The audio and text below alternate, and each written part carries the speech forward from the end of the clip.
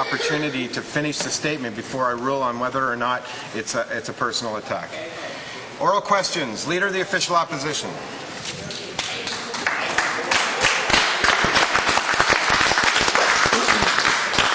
Well, thank you very much, Mr. Speaker.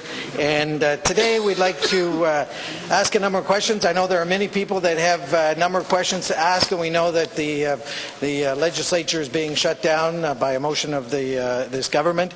And so we're going to be quick with our questions here today. I have one quick one for the Minister for Economic Development and ONB. Could the Minister rise and tell us why ONB has not filed an annual report as of yet? The Honourable Premier.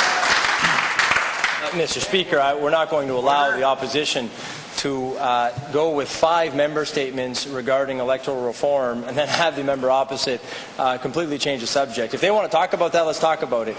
I cannot believe, Mr. Speaker, I cannot believe that the opposition is saying on one hand that they need a neutral committee to be able to look at electoral reform, but then on the other hand, they're saying that they will not participate in the committee. On one hand, Mr. Speaker, they're saying that they want nothing to do with this process, but on the other hand, they're admitting by the rashness of their comments that they didn't even look at the document. They haven't talked to us about what the composition of the committee would look like. In fact, Mr. Speaker, we're not even seeking a majority of the composition of the committee. So, Mr. Speaker, I have to ask the Leader of the Opposition to clarify as to why he thinks that his MLA should not work and not participate in the Electoral Reform Committee. Leader of the Official Opposition.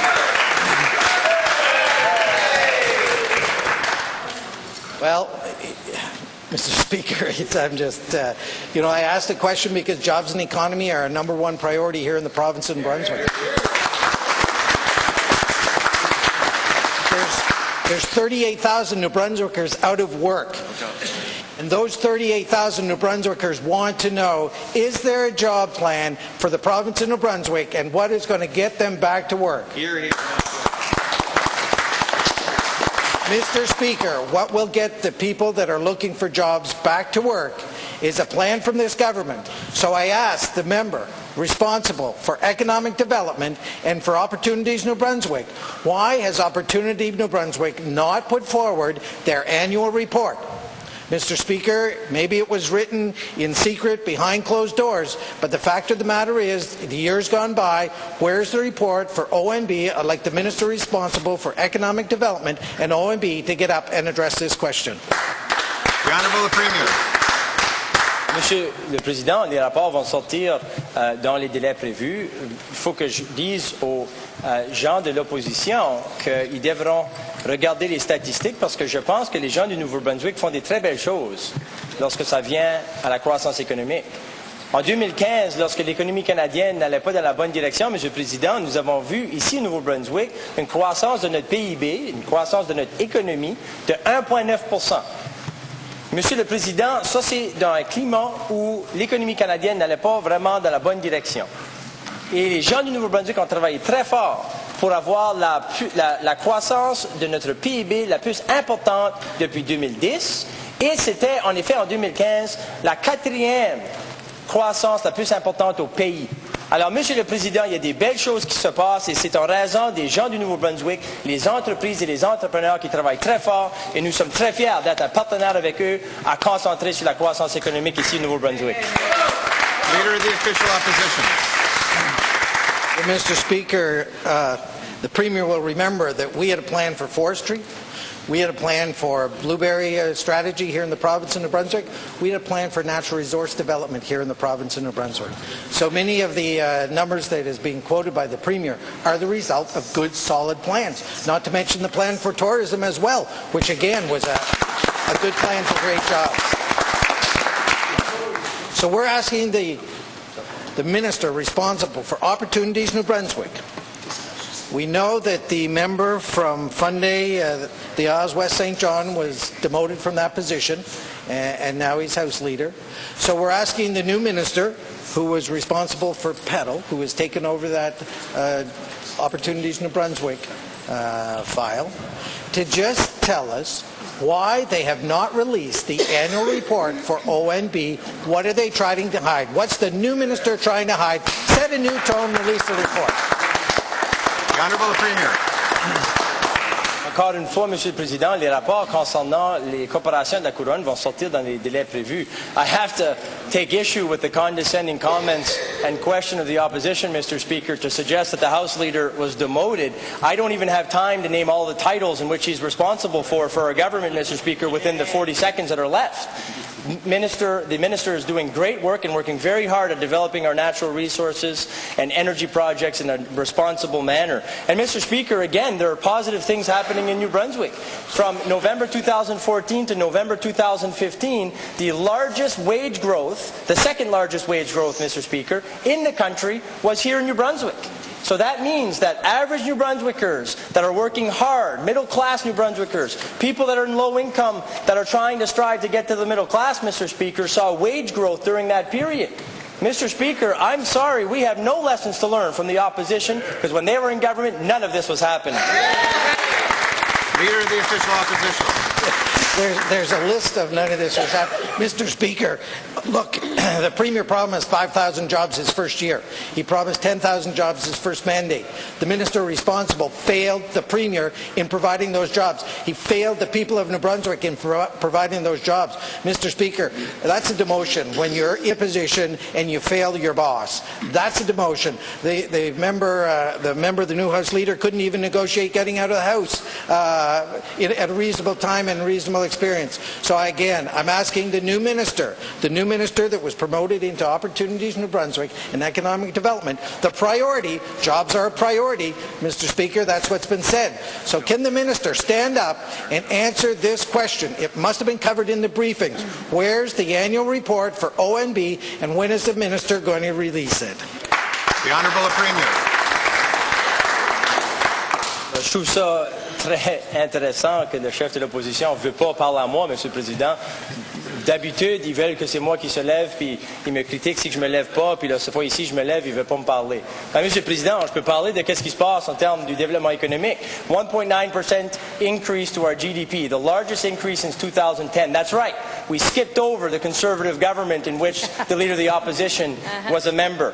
We had the largest increase of our GDP in 2015, the fourth largest in the country, Mr. Speaker. On top of that, we had IBM create 250 jobs in Florenceville, Bristol, St. John and Fredericton. We had Organigram with over 100 jobs. Groupe Savoie with approximately 40 jobs up in the northwest. Blue Ocean in Bathurst creating dozens of jobs. BMM signed for 1,000 jobs. WestJet, 400 jobs. DO on the Miramichi, 90 jobs, I believe. On top of that, Mr. Speaker, we were investing in our infrastructure. We have the Youth Employment Fund. We are getting people to work and we're getting people to come back to New Brunswick. Leader of the Official Opposition. Mr. Speaker, the history books show that BMM signed for 1,000 jobs that will be created over 5 years. People need jobs today. People want jobs today. The employment numbers are being reduced right now. That's why the minister responsible for economic development was switched. That's why there's a new minister responsible for economic development today, because the results have been dismal. WestJet again, 400 jobs, but it's in 4 years from now. People need a paycheck right now, and that paycheck is getting smaller and smaller based on the decisions of this government. Will the new minister responsible for Opportunities New Brunswick and economic development here in the province of New Brunswick, the priority for the government, will that minister get up today and answer the question, when is the annual report for ONB, the Crown Corporation responsible for economic development, be released here in the House or to the public to see what the results have been occurring in the last year? The Honourable Premier.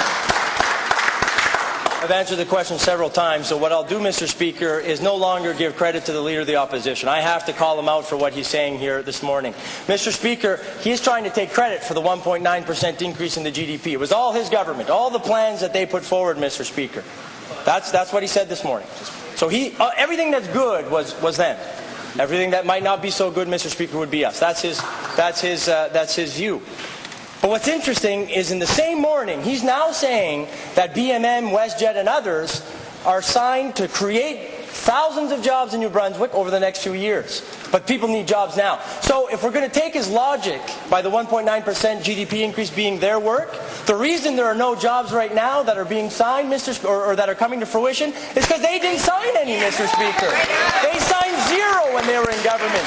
InvestMB was a complete failure, Mr. Speaker. We have been focused on economic development. The people in New Brunswick, 1.9% increase in our GDP demonstrates that we're getting results. Deputy Edmundson, Madawaska Centre. Merci, Monsieur le Président.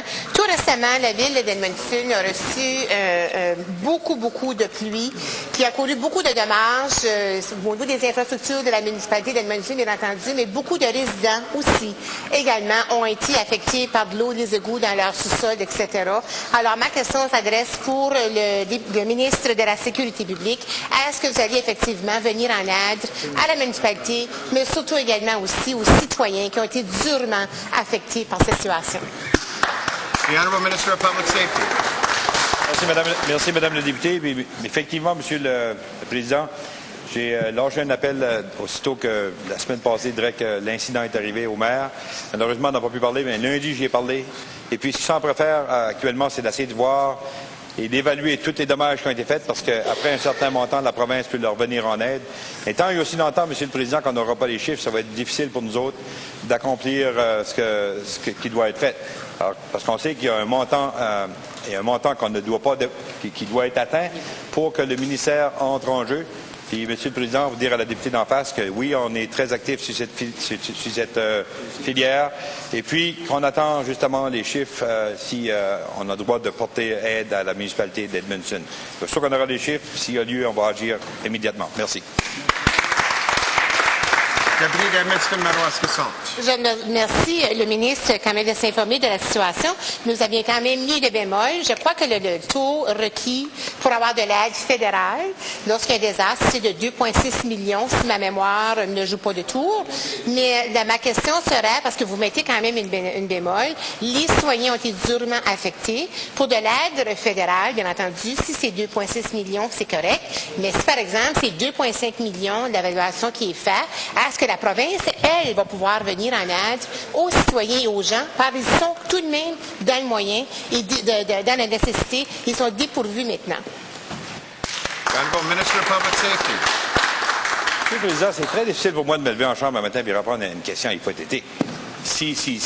Monsieur le Président, comme je l'ai dit au maire, on a parlé avec le maire était d'accord avec ça, ils étaient à faire les évaluations, puis j'ai travaillé avec ma collègue ici de la région d'Edmundston. Et, Monsieur le Président, on va agir en conséquence de cause. Aussitôt qu'on aura les vrais chiffres, aussitôt qu'on aura lieu de répondre aux questions, puis malheureusement, c'est une grosse tempête qui s'est abattue dans cette région-là.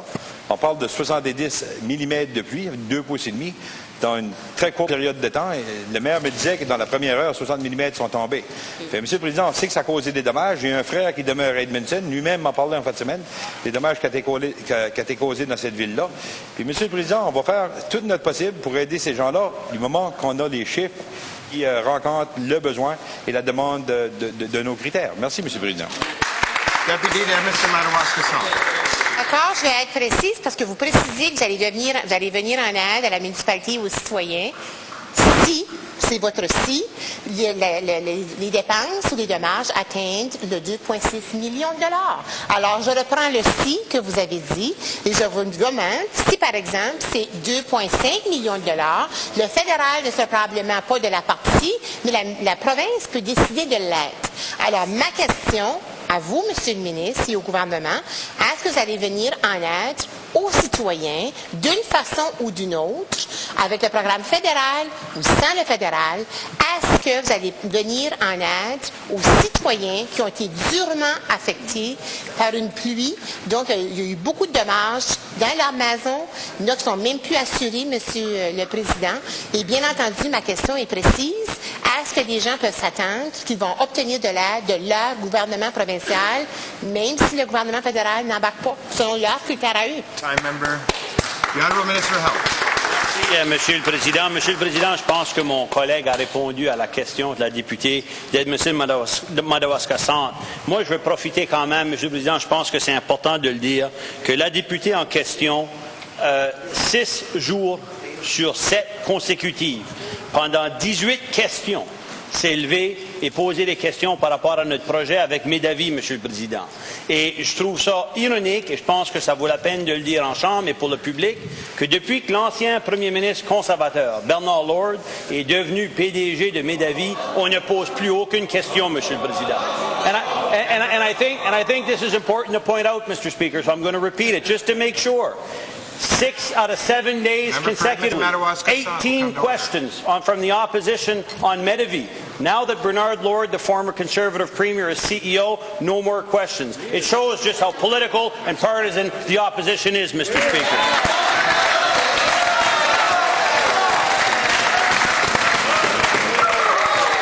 Member for Southwest Miramichi Bay Devin. Order, member. Mr. Speaker, in Miramichi, for the last 30 years, paving the Route 108 Renews Plaster Rock Highway has been a concern for Miramichiers. It's at the core of the City Council. It's at the core of the Blackville and Doketown and Boys Town councils. It's at the core of all the people to build the tourism industry and at the same time create a shorter route to Maine and to the north. Over the years, we've seen less winter maintenance, chip seal as opposed to asphalt. My question is for the Minister of DTI. My question is, will you be looking at that highway over your tenure as Minister of the Department? Thank you. The Honourable the Premier. Mr. Speaker, the Minister of DTI certainly will want to get up and discuss this with the member opposite from the Miramichi. But however, if he's going to talk about the Miramichi, I'd like the member opposite, while he's on his feet, to denounce the comments in which his colleague made about the nursing home that will be built for the seniors of the Miramichi and the region. To have the member opposite call it a warehouse was completely unacceptable. The member opposite from the Miramichi knows that, and I ask him to get on his feet today, for the record, here in the legislature, to denounce the warehouse comment by his colleague. Member for Southwest Miramichi Bay Devin. Mr. Speaker, I find it to be preposterous that the Minister of DTI is refusing to get on his feet.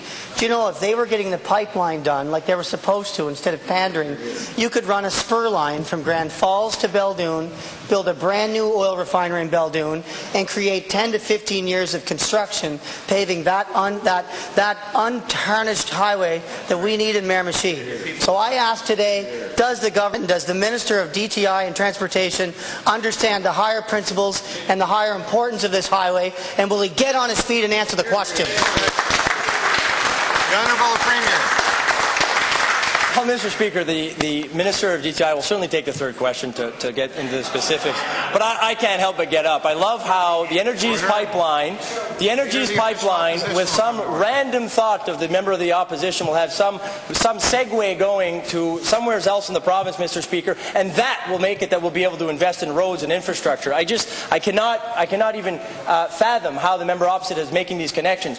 However, I would like the member opposite who wants to talk about the Miramichi to address the real issue that we have heard in this legislature over the last few days about the Miramichi. And that's the member from Moncton that sits right behind the member opposite who called the nursing home that will help the quality of life of seniors on the Miramichi and in the region a warehouse. It was unacceptable as a comment. It should not have been made. The member opposite should apologize, and I would at least think that the member from Miramichi would denounce those comments here on the floor right now. Member for Southwest Miramichi Bay Devin. Mr. Speaker, it's called vision, and it's called ideas, and it's something that they're short on across the way. I'm going to tell you, Mr. Speaker, you could have a new oil refinery in Beldoon. They have the deepest port. We invest in that. You could run a spur line from Grand Falls straight to Beldoon, create 10 to 15 years of construction on the Route 108 highway, and create another 15 years construction building a brand new oil refinery for countries like Italy that can't accept crude oil. There are countries that need finished product. We have the capability in New Brunswick. So I'll say today, will the Minister of Transportation get on his feet and join me and support this project and prove that this is the department Miramichiers have always wanted? Will he do his job for our region? The Honourable Minister of Transportation and Infrastructure. Mr. Speaker, we still haven't heard from the member opposite on his comments about the warehouse situation.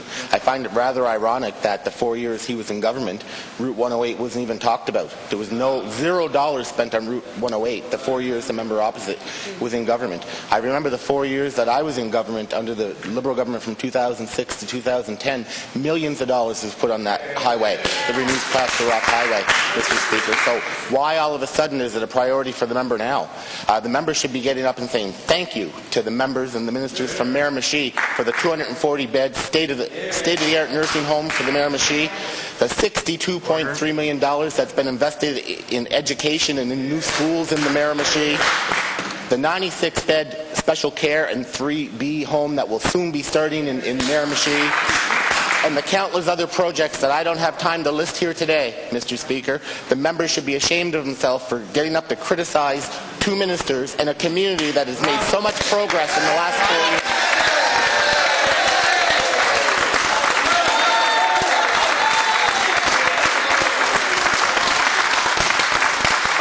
Leader of the third party. Mr. Speaker, on Canada Day, our power rates went up. Yes, Mr. Speaker, New Brunswick ratepayers continue to subsidize the large industrial operations in this province through their power bills, through a program deceptively named the Large Industrial Renewable Energy Purchase Program. But, Mr. Speaker, no energy is purchased by NB Power from this program.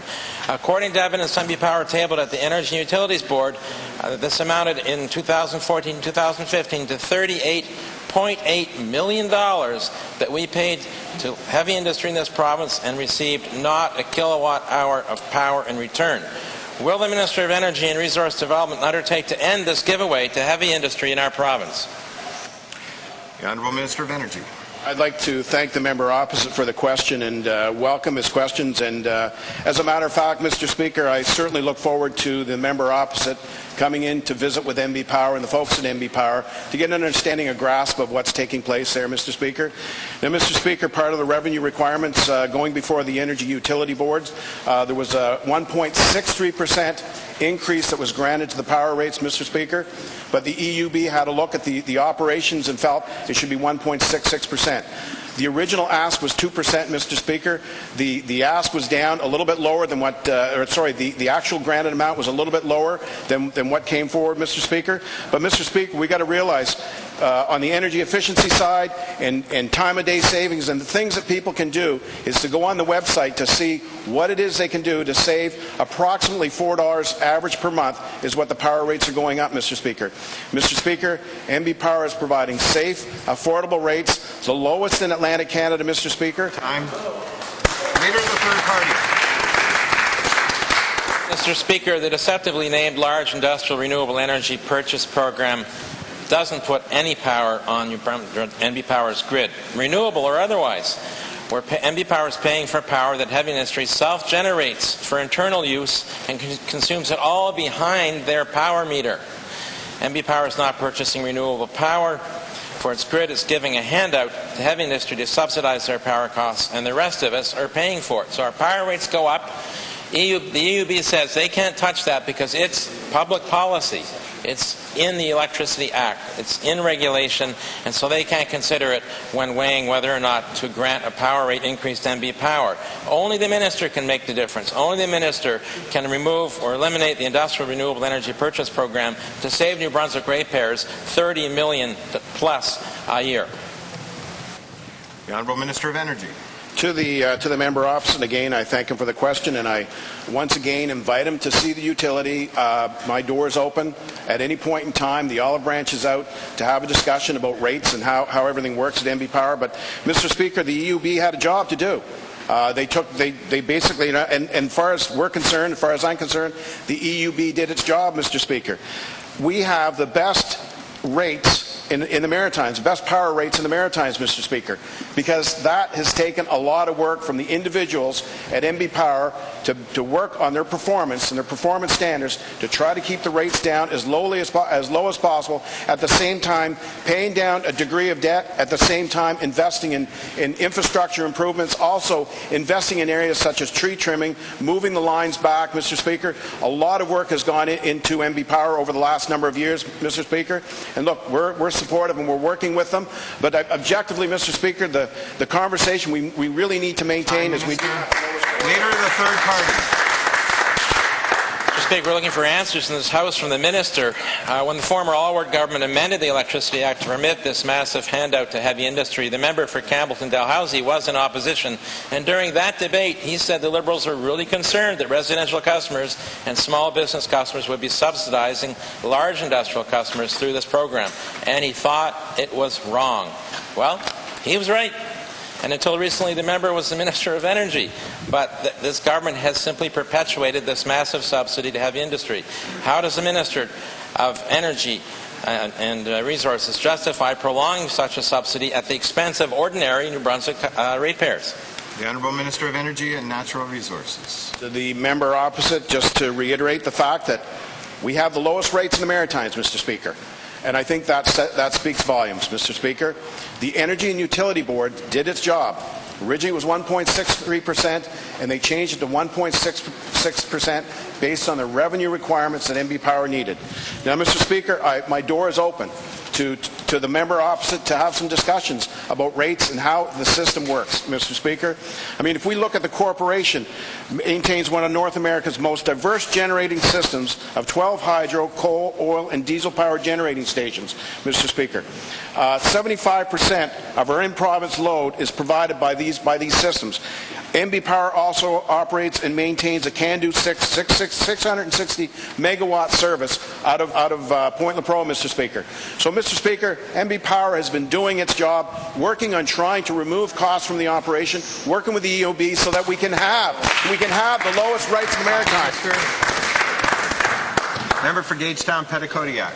Mr. Speaker, almost immediately the people of my riding began to feel the impact of the loss of our Gagetown ferry. Everyone, including farmers, small businesses, and tourists, are hoping that the new Minister of DTI will reverse this poor decision. Has the Minister studied any reports on the impact of the Gagetown ferry to communities on both sides of the St. John River since taking on this portfolio? The Honourable Minister of Transportation and Infrastructure. Mr. Speaker, thank you to the member opposite for the question. And we know that tough choices had to be made if we're going to succeed in getting New Brunswick's fiscal situation back on track. One of those tough choices that was made relates to the Gagetown ferry. To replace the ferry would cost $5 million, Mr. Speaker. The former minister went through a process with SPR, and our government went through a process with SPR, and we've had to make difficult choices, Mr. Speaker. The former minister was very clear on the decision that was made, and we're not going to be relooking at that decision. The decision's made, and it's time to move on. Thank you, Mr. Speaker. Member for Gagetown, Petitcodiac. Unfortunately, Mr. Speaker, the minister didn't hear my question. The question was, did he have the opportunity to study any reports? As part of the strategic program review exercise, members of DTI's Planning and Strategic Development Branch started work on an economic evaluation of the ferries on the St. John River. Can the minister tell the House why they were told to stop this study? The Honourable Minister of Transportation and Infrastructure. Mr. Speaker, again, we understand the concern, and we understand when tough choices are made that people are not going to be happy with some of those decisions. We went through an extensive review process through SPR as a government for the first year and a half. We made many difficult choices to get our fiscal house in order. This was one of those difficult choices that had to be made, Mr. Speaker. It's time for us to move on. The former minister was very clear on the decision that was made, and all of the questions were answered at that time, and it's not something that I plan to revisit. Member for Gagetown, Petitcodiac. Well, again, Mr. Speaker, it's very, very unfortunate that this new Minister of DTI has not answered either of the first two questions that were asked of him, and that's not surprising. This government did not do an economic study on the impact of the ferry. They just made a decision to close it. I understand that DTI is a big portfolio, and we all have just 24 hours in their day. I don't want to make any request that would be unreasonable. I know the Minister understands how important tourism is to our province through his experience in his previous portfolio. So today, I would just like to ask the Minister in his new portfolio if he will commit to doing a socio-economic evaluation of ferries on the lower St. John River. Hear, hear. The Honourable Premier.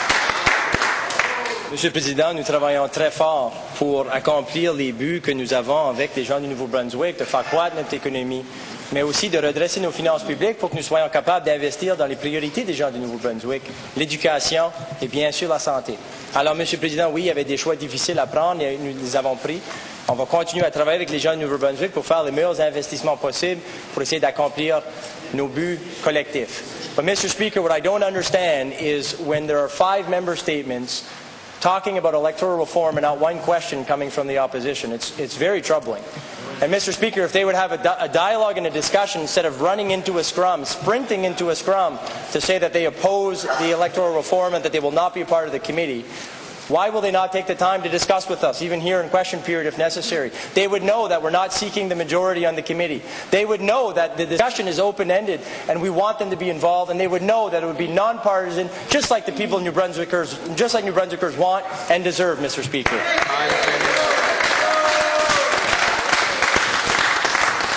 Time for question period has expired.